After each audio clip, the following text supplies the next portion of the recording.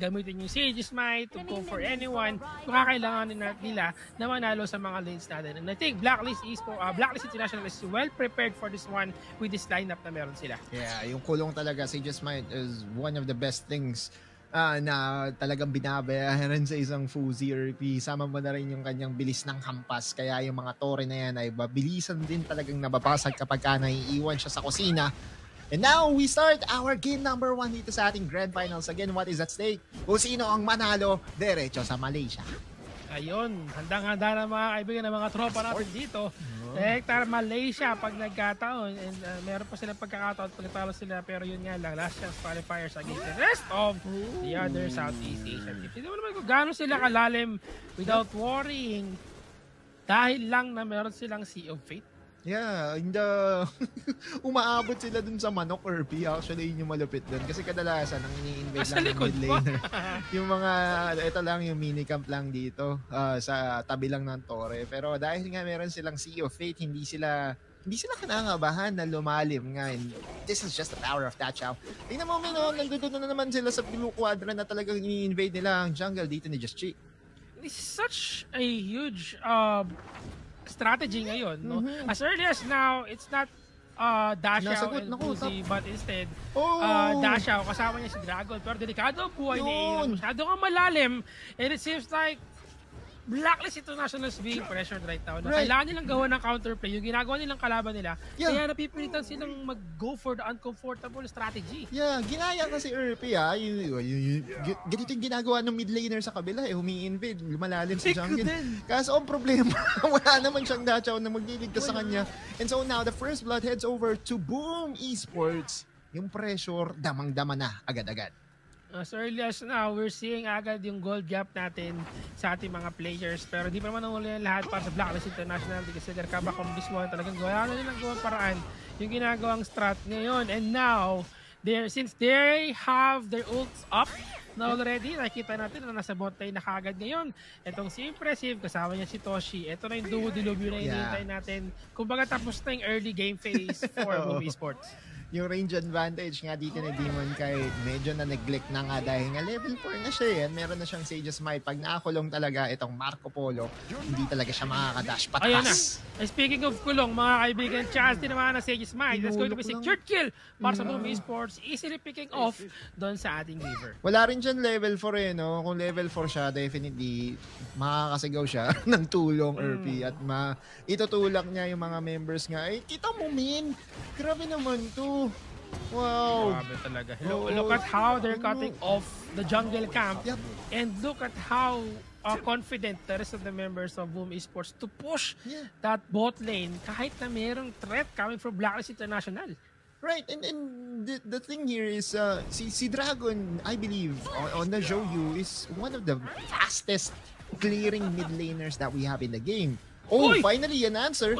Solo kill coming in from AA Ron. Nakuha nila ang buhay dito ni AG6. I think AG6 got super aggressive. Yep. Without worry, with underestimating actually the damage they have.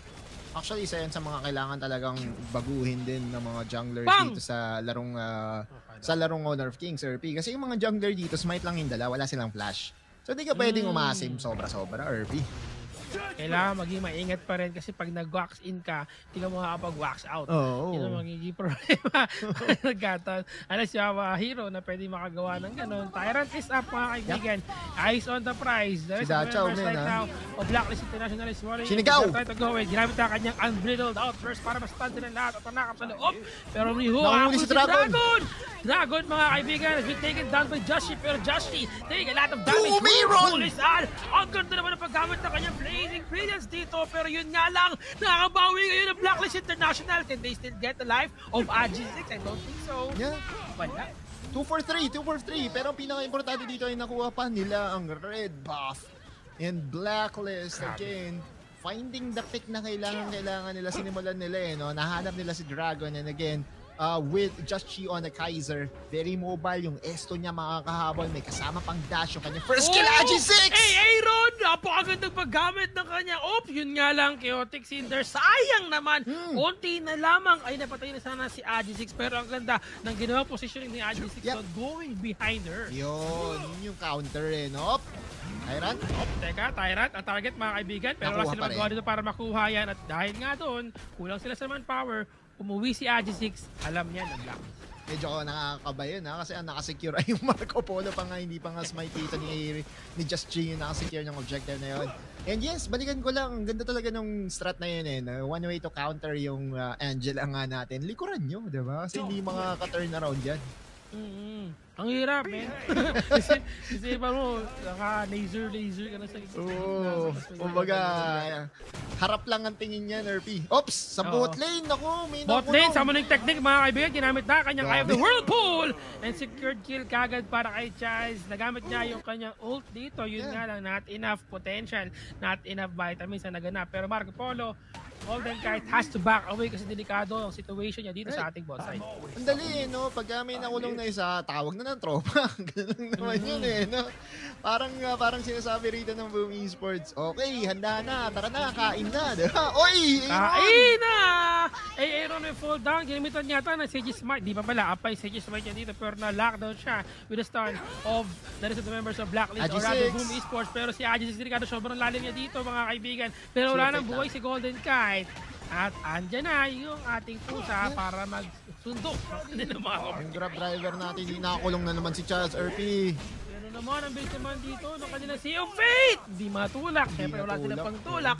At nakauwi na naman ng mapayapa ang Boom Esports. Exactly. At nakikita na nga natin na dahil nga nabasag ng Boom Esports ang mid lane tower dito ng Blacklist, napapadali na ngayon ang pag-invade ng Boom Esports na walang inaalalang punishment on towards their side. Even the top lane tower has already been destroyed.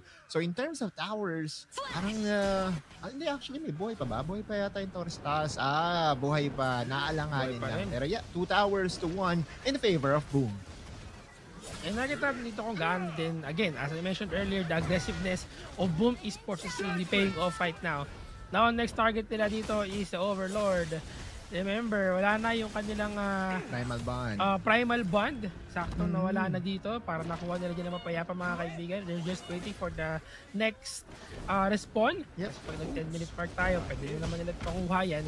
Pasok sa Sage loob, Smite! sobrang lalim. Sabay ginamit ang AI of the Whirlpool. Sabay Blazing Tulak! Brilliance lang. Look at the damage. Masyado kayong malalim. And Toshi still tank enough to survive all those damages. Exactly, S2 ng isang Fuzi meron damage reduction kaya kahit isa o dalawa lang yung tanky items ng isang Fuzi ay kaya niya talaga sumalo ng mga bursting damage coming in from Blacklist International. Pero nakikita rin naman natin na parang medyo handa na rin yung Blacklist International sa mga invasion na ginagawa dito ng Boom Esports. No? And again, you know, at least having a counterplay available dito sa Dachau strategy nga na pinapakita ng Boom Esports is a very good sign. Yes, and at the same time, parang nagagawan din ng Blacklist International kahit papano, no? Ng mga counterplay niya, as you mentioned.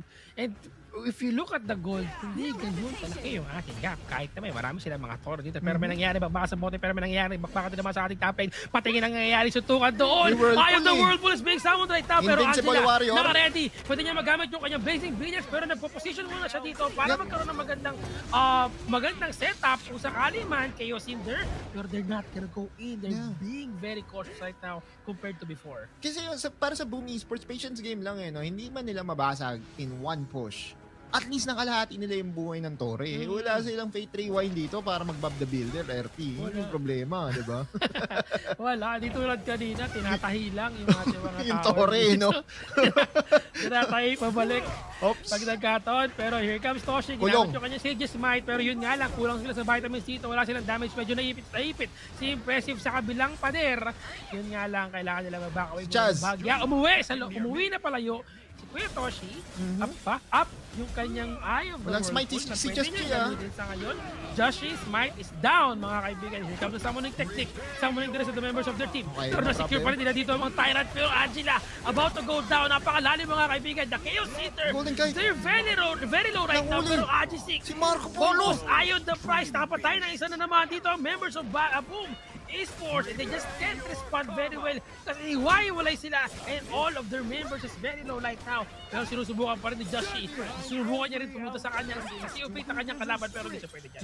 Hinakatak-atak pa siya rito ni Toshi. Pero Golden Kite, again, even with the Purify, hindi niya nagawang mag-survive dun sa kanyang all-in kanina. Blacklist, try ngayon ni Taboy ang mga members ng Boom Esports. Nakuha nga nila yung bot lane tower dito, which is pretty much the prize right now.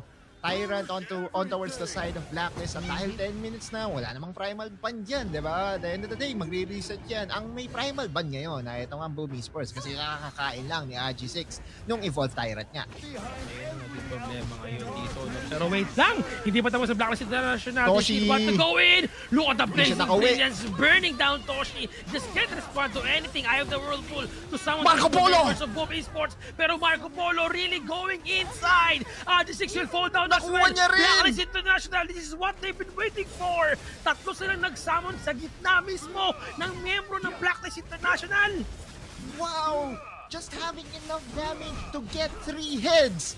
This is the replay, ladies and gents. Ito yung team fight na hinahanap ni Golden Kite. Look at him, free hitting and finally entering with a fevered barrage. Hindi man niya nakuha si Miggy, at least nakuha niya si Impressive away. Imagine, napaghiwalay nila dito ang miyembro ng Boom Esports and that caught them off guard.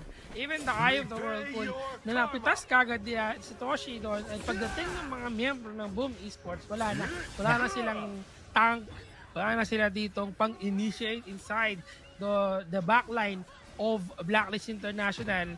And with Overlord na nakuha nila, this is going to be huge kabak na pwede makuha ng Blacklist International. Another team fight at the bottom. Ditulak nila, ang pre. Seal Fade! Ay, Hindi sumablay. umabot yung outburst middle. Sayang, hindi kaya, hindi inabot. Kung nagkataon, tulak sana. Oo, sumablay din kasi RP. Magaling kasing kumaliwa itong si Toshi. Ay! Oo. Biglang ligo siya, RP. Tokyo Drift kaya hindi talaga siya naitulak. Paalis ng bilog. Kailangan mag-ingat dito ni Chami1 ha. This is a 2v1 na pwede maging 5v1. Naku, delikado ka dyan, kaibigan Osang, wala kang Daciao. Pero yun lang, panado ang lahat kasi Dragon will fall down in the first tier turret tower. This is one of the most important objective ay nakuha ngayon ng Blacklist International, giving them more spaces right now. Yeah, trade lang pero mukhang merong beeline. Itong Boom Esports papunta dito sa may bot may lane isa tower. May maintain. Paps, Bakit patigil mga kami ng kaibigan laban! ngayon? Noy, Mickey! Nakaabot pa winning of the time at nakuha nila yung third tier tower in the bot lane pero hinahabol si Impressive. Galit na galit si Golden Kite. Hindi ka na niya papabayaan makatakbo with a Seal Fate. Hinahabol ngayon ni AG6 si Golden Kite but Golden Kite was able to get away. Ayan ang maganda kay Marco Polo. Oo, very mobile no? Ang ganda ng chase potential.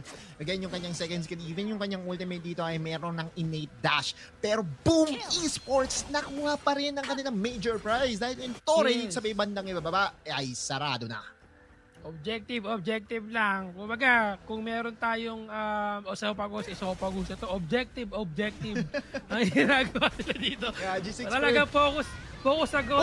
Nawali si Aaron. Naku, mahuhuli si Aaron mga kaibigan. Wala siyang magawa. He used the Blazing Brilliance pero too late now for him just for a shield sana Invincible sa kanyang Warrior. sarili. Pero Invisible Dragon Warrior down. mga kaibigan para kay Joshi. Felix Mina. Galit na dito si Golden Kite. Double kill for him. Can he get one more? Yes, bigyan natin. Si AG6! Engaging right now. Pero AG6, eto na ang pulis pang kalawakan. Eye of the Whirlpool pero wala nang pupunta dyan. Lahat sila ay nag-uwian na. Wala nang buhay para pumunta sa Whirlpool. And 3 is down for Boom Esports. Ang binayaran naman ng premyo na presyo dito ng Blacklist ay yung dalawang carry nila na wala din. By the way kudos dito kay AG6 kasi nakita niya na nagwawala na itong si Golden Kite. Ang unang nga tinanggal ni Golden Kite doon si Kuya Dragon Oy, Kuya, kamusta ka? Kuya, kinakamusta mo ako, Kuya? Yung Kuya ng mga kambal dito, ang unang pinagtripan dito nila Just Cheat and Company. And so now, dahil nga exchange yan, nakuha nila ang Tyrant sa may bandang ibaba. Oh my gulay, this is such a good game once again na pinapakita ng dalawang teams na ito. Tignan mo naman. Nakita natin kanina na parang Boom Esports rather is just so sure. Nakontrolado nila yung face ng game, yung buong map, yung objective, the map control. But now, Blacklist International. Sige, let them cook sa kanilang Dachao tsaka sa kanilang Fuzi, pero we'll also do something else. We'll also cook something else. Ngayon, dalawa sila sa bot lane. Pero tatlo nagbabantay mga kaibigan sa Blacklist International. Pero nakahanda na naman yung Sea of Fate, so they can go back home. Overlord ang next target. Yeah, exactly. Na-open niya yung bigla yung Overlord. You know, space created para sa mga members ng Boom Esports. And Overlord, uncontested RP. Wala silang magagawa para madepensahan dito ang pagkuha ng ating Overlord. Pero sa ngayon, mukhang back to the ball game muna, tamang chillings. Pero walang chillings dito sa Hodor of Blitz. Walang pahipahinga dito. Speaking of walang pahinga, hinahawan na naman nila ngayon si Dacha at si Fuzi. Medyo nahihirapan din magawa at magampanan yung kanilang role as the speed pusher of So, maganda yung posisyon ni Miggy, boss, ha? Alam naman natin na si Kuya Miggy, actually kahapon siya talaga yung pinaka main attraction ng Boom Esports kahapon no? Nakita ko nga si Cosmo, sabi niya Miggy the GOAT, and I agree, di ba? Dun sa pinakita niya kahapon sobrang nakakamangha talaga. Miggy talaga, one of the biggest carry, and at the same time, talagang really experienced na when it comes to playing this game. So sa ngayon, we are the 15-minute mark, pero tignan mo naman, we just can't say yet. Just yet pa. Kung sino yung mananalo sa laban natin dito.